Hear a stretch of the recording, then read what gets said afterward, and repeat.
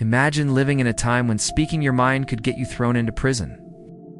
In 18th century France, books were censored. Kings ruled by divine right, and the church controlled almost everything. Into this world was born a man who dared to laugh at it all. His name was Francois-Marie Arouet, but history remembers him as Voltaire. Voltaire's weapon wasn't a sword, but a pen. And with that pen, he fought for freedom of speech, religious tolerance, and reason. But before he became a champion of ideas, his life was full of twists, scandals, and even exile. Born in Paris in 1694, Voltaire was the witty, rebellious son of a lawyer. He had a sharp tongue from a young age, always ready with a joke or a clever insult. But that wit often got him into trouble. In fact, he was imprisoned in the Bastille for mocking the French authorities before he was even 30 years old. When he got out, he did not keep quiet. He only got louder. Voltaire believed that laughter could break chains. His plays, poems, and essays exposed hypocrisy and injustice. He used satire, humor with a sharp edge, to question the most powerful people and institutions of his time. While others were afraid to criticize the church or the monarchy, Voltaire was fearless.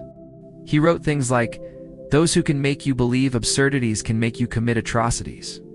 But his boldness had a price.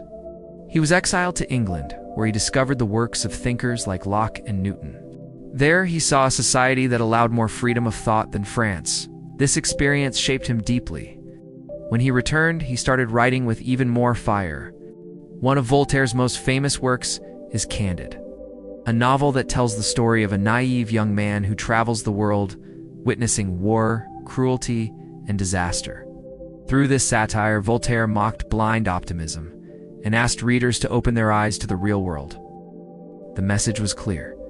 Don't accept suffering as the best of all possible worlds. Instead, fight to make the world better. Voltaire's courage made him one of the leading voices of the Enlightenment, a movement that valued reason, science, and human rights over superstition and tyranny.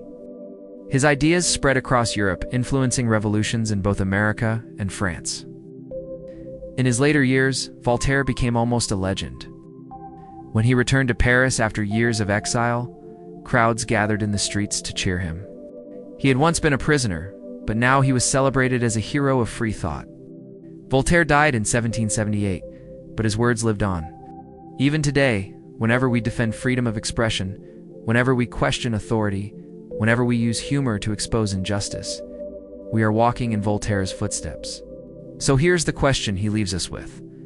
Do we use our voice to simply repeat what we retold, or do we dare to speak truth, even when it's risky?